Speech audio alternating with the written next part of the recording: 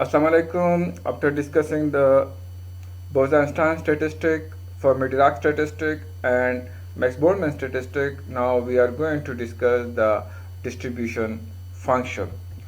When we have a system consisting less number of particles, so the average property of that system is obtained from the average occupation number. However, calculation of the average occupation number is quite difficult in case of a system consisting of large number of particles.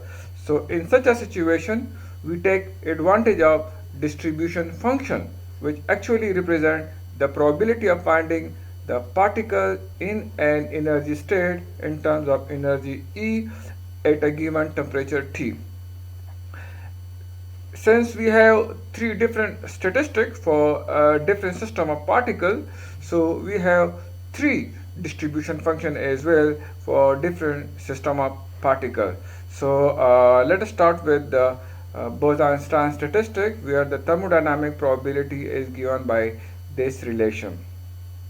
Now we are going to take log on both the sides because the log of omega is associated with the entropy, and the entropy is actually associated with the equilibrium state. So actually here we want to know the property of the system in the equilibrium state. Now if we look at the right hand side, so here the log is applied on the product of all these numbers, and we know that when the log is applied on the product of numbers, so that is equal to the sum of the log of those numbers. So here this pi sign is converted into the sigma sign. So now we apply another property of the log, that the log of the ratio or the division is equal to log of this minus log of this and minus log of this. So let's suppose this is equation number 1. Now Nj and Gj are quite large in number when we talk about the real situation. So Nj plus Gj minus 1 must nearly be equal to Nj plus Gj, and Gj minus 1 will nearly be equal to Gj. So if we apply these limiting situation in equation number 1, so we have the equation number 1 like this one. Now we have the Stirling approximation, that log of n pictorial is equal to n log of n minus n. So if we apply this approximation in this equation number 2, so we have this equation. Now we can cancel minus nj with plus nj, we can cancel minus gj with plus gj, and we have equation number 3. Now for the most probable state, omega should be maximum, and hence log omega, and if log omega is maximum, so its differential must be equal to 0. So from equation number 3, this differential should be equal to 0. Now if we apply this differential on this equation, so we have this situation. Now this nj plus gj must be cancelled with nj plus gj, nj could be cancelled with nj. Now here we have only dnj, and here we have minus dnj, so this plus dnj could be cancelled with minus dnj. Also the gj are constant, so this differential must be equal to 0. So after this simplification, we have this relation. We can further simplify it like this, and we call it equation number 4.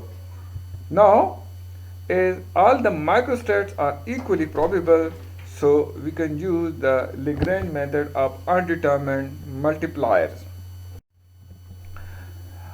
In this method, for example, this nj is the occupation number and Ej is the energy of the gth state. The total number of particles will be given by the summation of Nj, and the total energy will be equal to Nj into Gj and summation over all the energy states. Since both n and e are constant, so dn must be equal to 0 and de must be equal to 0. That is this one. So this is equation number 7 and this is, let's suppose, equation number 8. So now in the Lagrange method of undetermined multiplier, what we do that we multiply equation 7 by minus alpha. So at the moment alpha is undetermined, and equation 8 by minus beta. Of course beta is also undetermined. We have to determine the value of alpha and beta later on. So if we multiply equation number 7 by minus alpha and equation number 8 minus beta and add with equation number 4, so we have this relation. Now we know that nj is not constant, so dnj will not be equal to 0. So if dnj is not equal to 0, it means that all this variable in this parenthesis will be equal to 0. So that is log nj plus gj divided by nj minus alpha minus beta ej is equal to 0. We can further simplify it like this one. Similarly, if we take the antilog, so we have this relation. We can further simplify like this one, and we can further simplify like this one, and we can further simplify like this one. So this is nj divided by gj, so we represent the number of particles in the g state per energy state of the j level. So that is equal to equation number 9. For alpha is equal to minus mu divided by kt, we have to determine the value of alpha later on when we will be discussing the partition function, where mu is the chemical potential and it represents the energy per particle of the system, and beta is equal to 1 by kt, where k is the Boltzmann's constant. Then equation 9 comes out to be this one.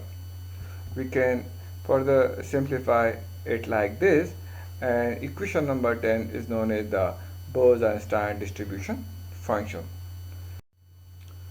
Similarly, if we follow the same steps for Fermi-Dirac statistic and Max-Boltzmann statistics, so we can derive the Fermi-Dirac and Max-Boltzmann distribution function as this one.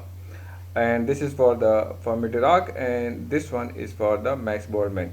So if we compare these with the Bose-Einstein statistics, so you will see that this is exactly similar to the Bose-Einstein statistic, except the plus sign over here.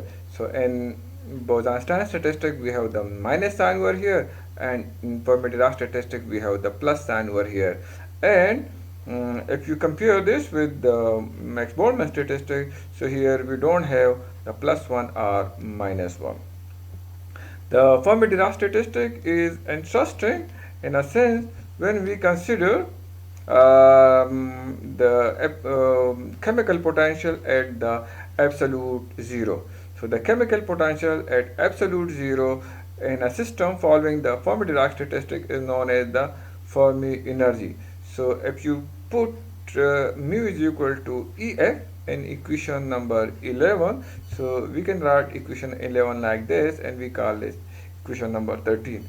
So now this equation number 13 has three important outcomes. Number first, if we have the energy level above the Fermi level at absolute 0, in that case Nj divided by Gj is equal to 0. Here if you put Ej greater than Ef and T is equal to 0, so this comes out to be infinity plus 1 divided by infinity, that is equal to 0. This means that all the energy states above the Fermi level are completely empty. In the second case, if we consider the energy level below the Fermi level at absolute 0, then Nj divided by Gj is equal to 1. This comes out from here.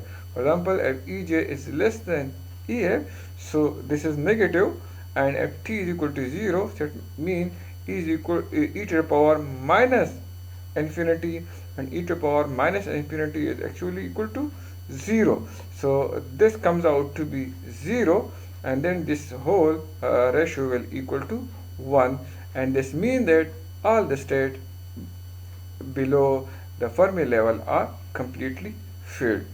If we consider the energy level Ej exactly at Fermi level, then at any temperature, Nj divided by Gj means the number of particles per unit energy state will be equal to half. It means that half of the energy state are filled and half of the energy state are empty. For example, if we have 10 energy states, so there will be only 5 particles, because in Fermi-Dirac statistic we know that only one particle can be accommodated in one energy state. So if we have Nj divided by Gj is equal to half, it means that half of the energy state are filled and half of the energy state are empty. For example, if we have Gj is equal to 10, so there will be only 5 particles. If Gj is equal to 100, it means there are 50 particles. So that is why we have Nj divided by Gj is equal to half. That means this is half filled or half empty. So all the energy state at the Fermi level are half filled and half empty. So this was all about the distribution function. Now we are going to discuss the various application of this distribution function. So the next topic will be about the partition function, where we will use the partition function to derive the different thermodynamic quantities using the technique of statistical mechanics. So the next topic is partition function. Okay, thank you so much.